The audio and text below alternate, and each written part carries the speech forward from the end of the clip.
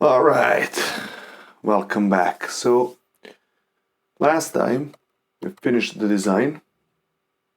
I went through the final few options and I said, this is it. But today I'm gonna continue and complete. I'm gonna put this onto strip board, Vero board, I don't know, whatever you call it. So the idea is to now make a permanent pedal and see how that works. Now, there were some decisions made in the previous video about what's gonna fit, what's not gonna fit. So I did go and I finalized the schematic, and it will be there in the description. There will be a link to the web page with all the details here. But what I had to do was, while I was planning out the board, I had to make sure these switches which ones are they, logically they're just switches, but obviously, physically they're here. They can't be just moved wherever. So I had to be careful about it and how I'm gonna place it onto the board. Okay, so onto the pedal. But besides that, there were no changes. I just added, power input, power plug, then input output jacks, wiring for the stomp switch, LED. But what I didn't do, I just ignored for now. I'm just going to do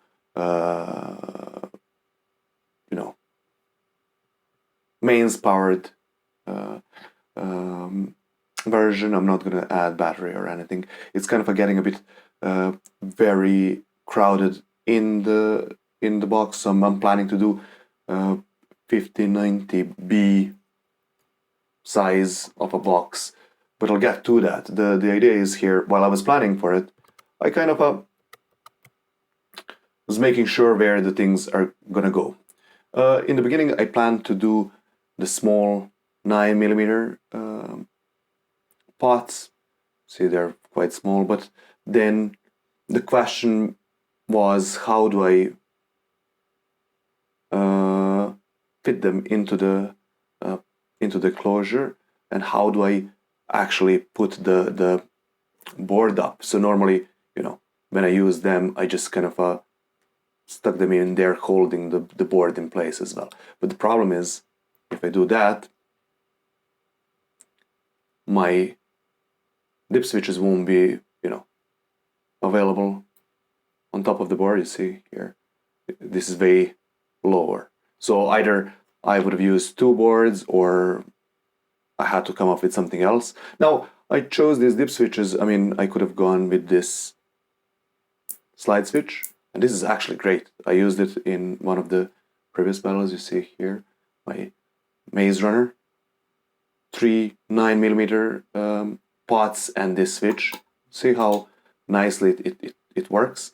The problem with that is I would need to use quite a few of them, or not quite a few. I need to use two of them at least, plus some extra switches to get everything I wanted in. So it's a bit tricky. Now, this one is nice, and you see how that fits on one board. So it fits rather well, but that has to be soldered onto the board, and it requires some drilling. For example, this one doesn't require any drilling, but I need to have a way to expose it onto the top of the board, So how am I going to do that? Now, if I didn't want to use a board, I could have done something like this, but the size difference is just not gonna work. Switches like this, that's not gonna work. What I was thinking, so there is a quite big difference. So I was just thinking, maybe instead of putting these onto the board, I'm gonna drill through somewhere here, stick this through, and then screw it onto the top of the board. I should have just enough room there. Now you would wonder, is this going to cause any, short or shorting or anything. What I'm going to do, I'm going to put a plastic washer here, and the only thing I'm slightly worried about is that whether this is going to fit on top of the board. But like if I do it like this, you can see this will expose my dip switch on top of the board. I think that should work pretty well. Now we'll see how that's gonna work. I'm still have everything here plugged in, so I'm just gonna be getting these things out one by one components and just putting on the board. And you can see here, I kind of planned it out. These are the drills here, drill holes, and then I just want to figure out how am I going to fit all into the box. So, if I look at here, I have some plugs there, jacks. I have the stomp switch. This will fit. Pretty sure about that. Like 24 of these should fit, as looking at the plan there. So that will fit. It's quite complicated design so far, the most complex one that I've done. So we'll see how that works. Might not work. I might make a mistake there, and maybe I'm kind of too, too optimistic that this is going to fit. But like, look, we'll give it a try. I could use some kind of a spacer here, or I don't know, to drill again somewhere on a board, and this might be used for holding it. But the problem really is that I need to expose this dip switch on top of it. So having it on one board might work. Might need to adjust this at some stage. Who knows? We'll see how that's gonna work. I'm very optimistic. Sometimes that optimism is unfounded, but there you go. So this will, I'm sure, fit here. They will be drilled and they're going to be put like this, and this is going to hold the board. Now the question is, I hope the build's going to go better than that. And this might be fitting here. I'd say this is all going to fit very well. We'll see about this LED, if that's going to go there. I might need to adjust that. But like, look, what I'm going to do, I'm going to get this working, and then we'll see how that goes and if it's going to fit. One note is the board is actually, if you look at the board, it shows these strips, but it's actually supposed to be looked from this side, so the the components go this way. Having said that, so what's gonna happen is all these components gonna go like this. I'm just randomly putting stuff in. So I'm gonna turn it around. Oops.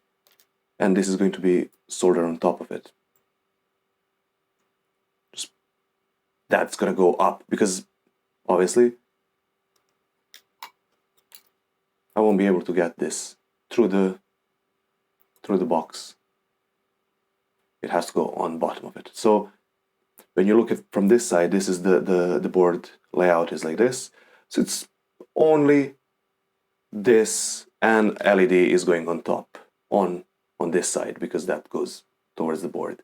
And we'll see, I'll make sure that only 2 millimeters something is sticking from these leads, and that should, I have to be very neat with this. We'll see how that goes. I'm not really, I don't know. So here's the board, how it's supposed to look like. So what I'm going to do, I'm going to first cut the strips, get these jumpers in, and well, actually I might need to drill the board first. I'll do that, and we'll see how that goes. All right, I got it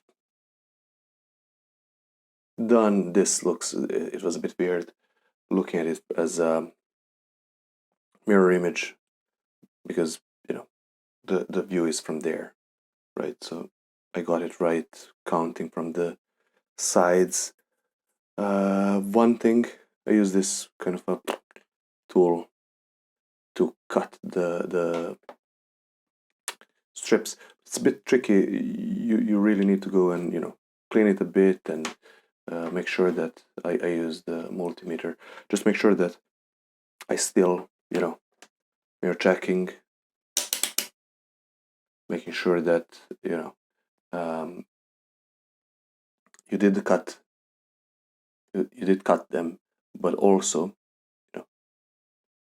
so that debris from cutting did not make a short here, because what's going to happen is that if you don't cut this completely, it might just bend and touch here, and could be really, really small, and then it's a real pain to find where that is once you solder everything. So I kind of checked every single one of them and surrounding wires that I did the cut and then that I did not short anything. So I bloody hell, I kind of this one I made an extra cut. I was just miscounted. Yeah, it's not a big deal, but sometimes the board is a bit crammed with all these components. Sometimes you might not have enough space to short them with a jumper. I'll just be fine. It's 1, 2, 3, 4. Making sure that the right one jump. Well, time to warm up the soldering iron. All right. Yeah, I soldered some of this. Right. So I got this right way around, which is good. I forgot to mention that I deliberately made them so they are differently oriented, uh, oriented, but so I can have all of them in default position to the one side. So this is going to be my cube screamer position. Now I made a couple of mistakes. The most notable mistake, I should have drilled before I started soldering, so I just need to be super careful when I do that. And the other one, I should have moved this here, but that is not a big deal. I'm just gonna work around that. It's not a problem. I did not solder all the jumpers because for some of them I'm just gonna use the leads of the, if I use a resistor, I'm just gonna put it in and then just bend it and use it the rest of the lead as a jumper, because there's, I think, what, 1, 2, maybe extra 3 places where I can do this. It's just easier than adding these. That's it. Just drill this and move on. But that the only point was that I want to make sure that these are incorrect, correctly placed. All right. I did the drilling.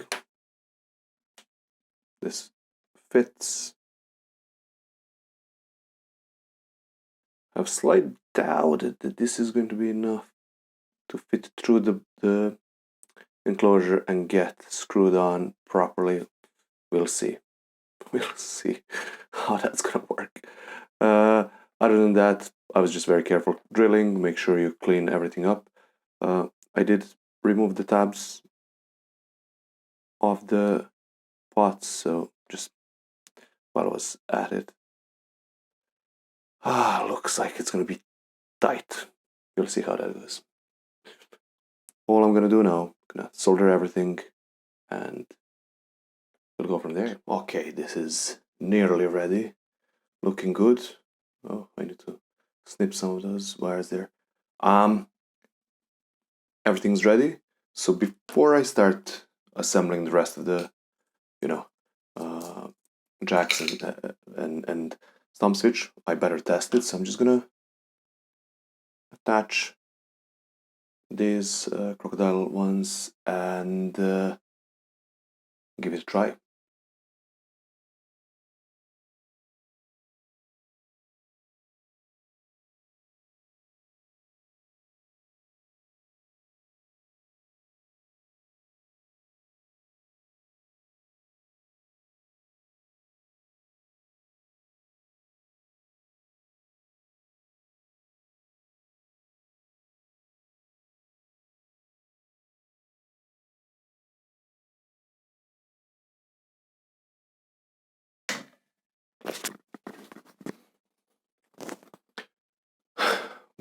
What a proper tangle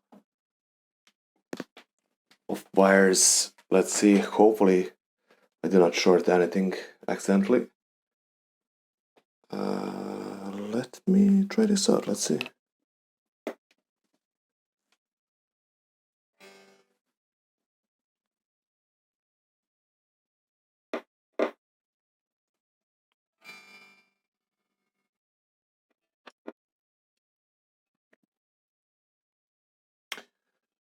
And it's not working. No. Let's see what's wrong. I don't know if you can see this. Where's the... All right. Looks like there is a short here, and that may have caused the issue.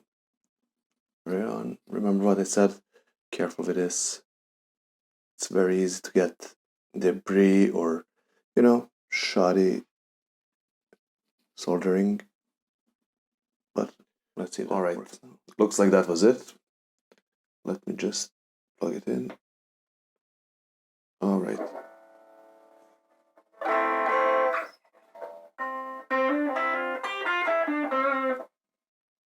Okay.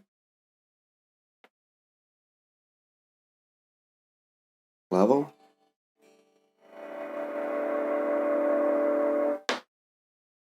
Tone.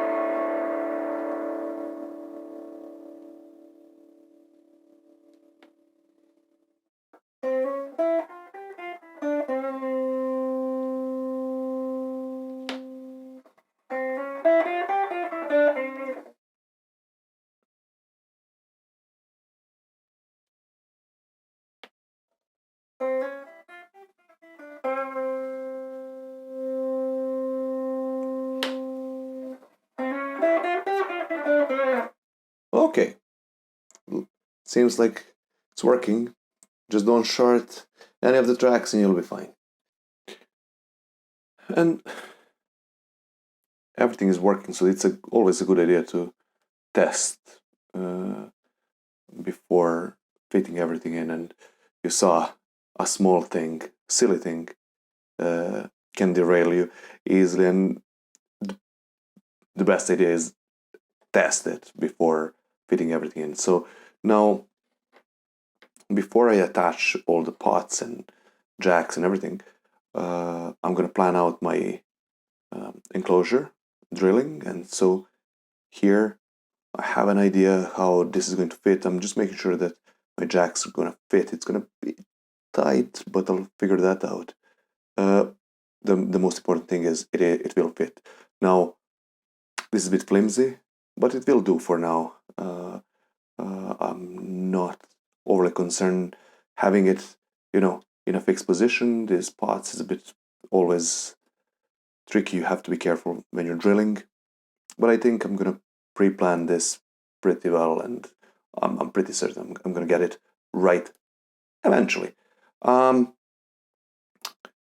did not get this right first time. That's why I printed and then laid out. So I need to fix these holes here. I'll sort that out, and then I'm gonna drill the enclosure, and then I'm gonna fit everything and start soldering. Okay, this is turning out to be a bit of a disaster. I should have realized early enough that my plan wouldn't work, but I already drilled everything. I had to just the screws, like the what's the name of that collar is or whatever, was not long enough. I'm sure I have some longer ones with threads on, but obviously not this one. So it wasn't good enough. Screws wouldn't catch properly. So what I had to do is I had to cut off bits of the board to make it fit. So unfortunately, I had to put a smaller pot as well here. So this is a bit of a disaster. In the end, I'll make it working, but I'll need to update my diagram. This is yet another reminder, getting things planned out properly, it pays off in the end. But look, things happen. We all need to learn from things. But in the end, this will work. Of course, I need to figure out a better way to cut this. It's not great. But in the end, it will good. It will look good. And most importantly, sound good. Okay, I'm nearly there. I managed. I'll recover from that setback of not planning it properly. So I drilled some holes here. I marked the box. I'm gonna drill it. Everything is nearly there. It's gonna fit. I want to note here though, I'm using this Lumberg DC jack, and it fits like this. So I need to fit it in and then solder it. So I left the wires a bit longer so I can manipulate, but I will have to take it out before I can fit it. I'll need to paint the whole thing, the box. So I'll solder this only when the box is painted. I only need to finish soldering jacks and the thumb switch. I'm nearly there. I'll talk about painting this next in a bit. All right. So now it's time to do the enclosure, and I want to paint it and prepare the graphics. So I'm gonna use spray paint. I already did the primer. So what I'm gonna do next, I only have 4 colors: gold, white, black, and red. Somewhere here. So in order to do that, I kind of use Inkscape. So I'm gonna prepare a few templates for this, and I use Cricut. I don't know, a small kind of a device that cuts the, what's the name of this? Acetate, heavy duty acetate. I have that.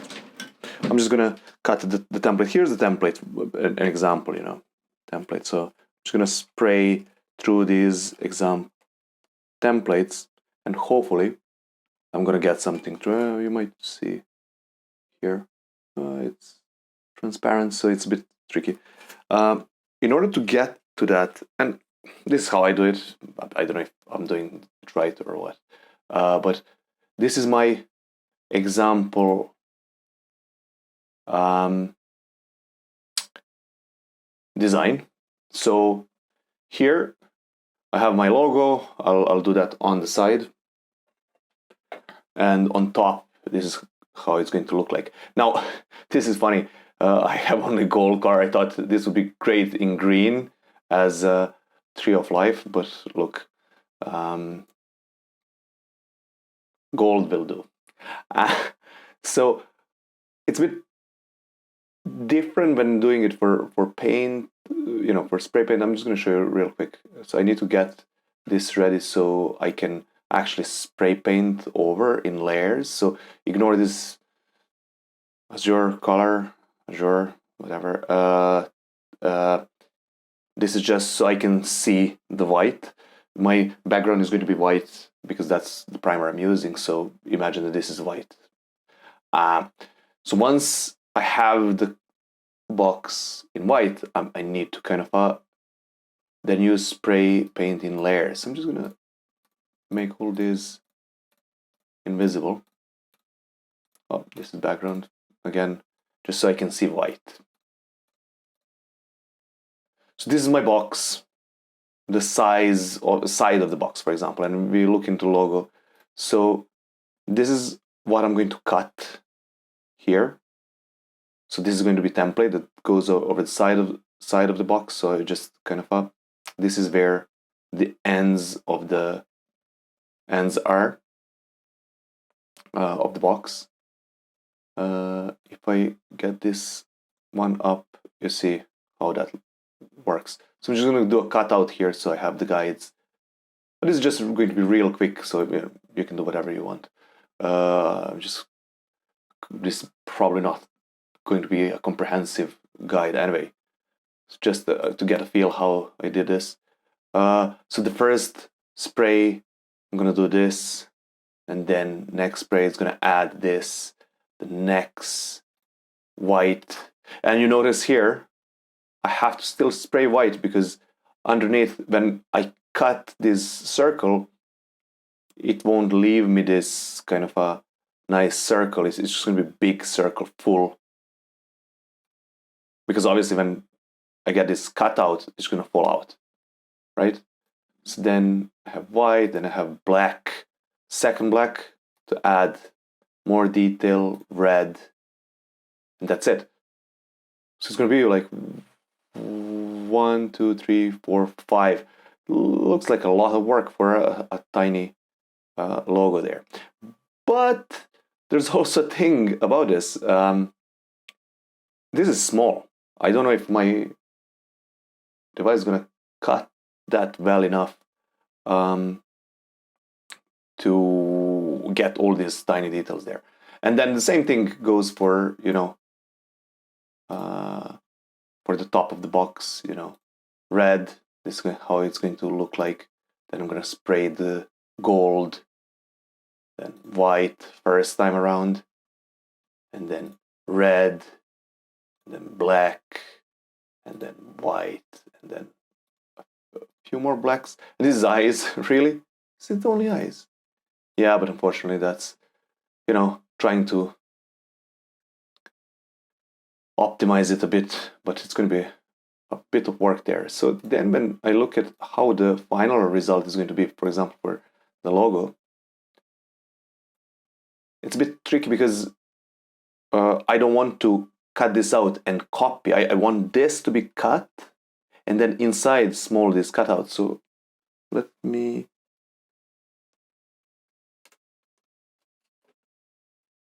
So this is the example, So I don't know if you can see this through the bloody... Yeah, it's very difficult to see since it's transparent. So so this is one big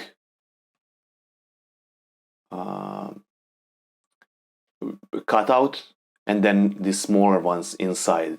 So I just leave these holes. And how the Cricut works, the app, you're just going to figure this out. But this is actually one path rather than multiple paths. So I just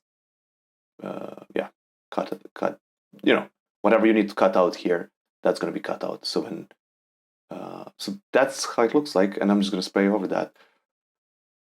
Fingers crossed, you'll see the result. Now, this is not the first time I'm doing this. I know this will work now. I just don't know the level of detail. I did this for my son a year ago or something.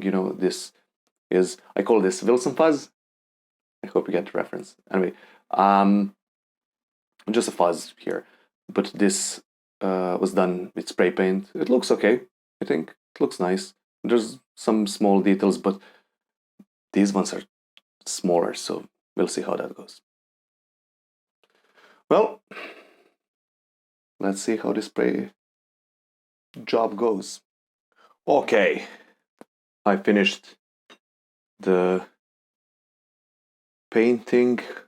It did not go as I hoped for.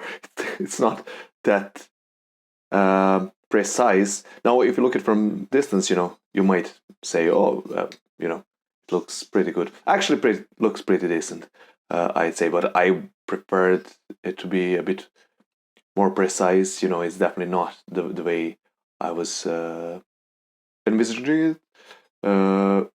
So, how did it go through the process? I was going through that. I sprayed layer by layer. It was arduous task, you know. As you can see here, I actually don't have the photo of when it was all red. I forgot to remove H when from my template, so it was a bit that was a bummer. But you know, in the end, it kind of worked out. Obviously, not as good as I hope for. It's not like I had it here. This black does not even. So what I learned was that, and I knew that from before. It is definitely that these small ones, the small kind of cutouts, they just won't work. It works way better with a bigger cutout. Next time, I'm just gonna improve this design. So the last thing. Now I finished this. So last thing is to get all this back in and complete the pedal. I did though update my diagram. I had to cut out this, so that will be my final version that I'll upload to the website. So let's see how this assembly is going to work, and is it going to sound anywhere good? I hope it will.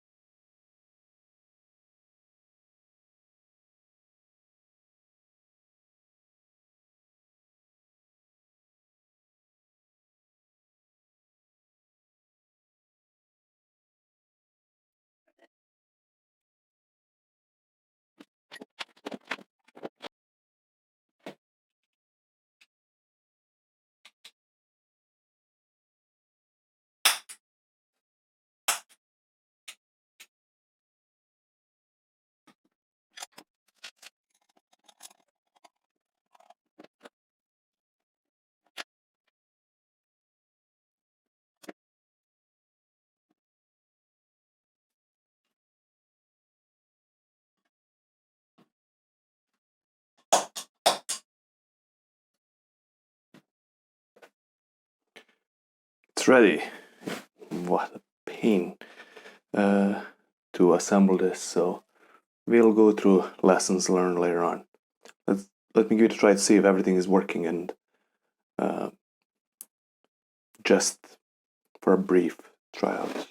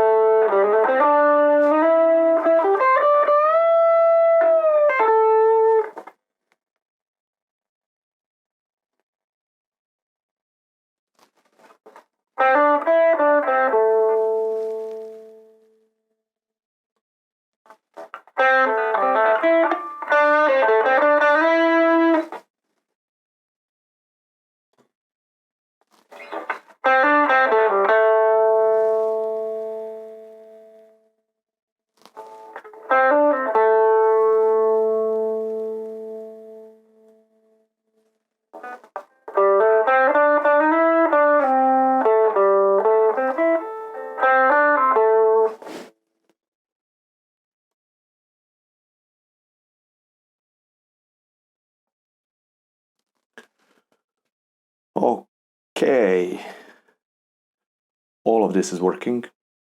All the switches. This is great, but when I was about to try this, I just realized I got even the markings wrong. Here, the black ones, I got them switched around. So in this position, it's like a tube screamer kind of pedal. So what did we learn? Quite a bit. Dip switches are pain in the back.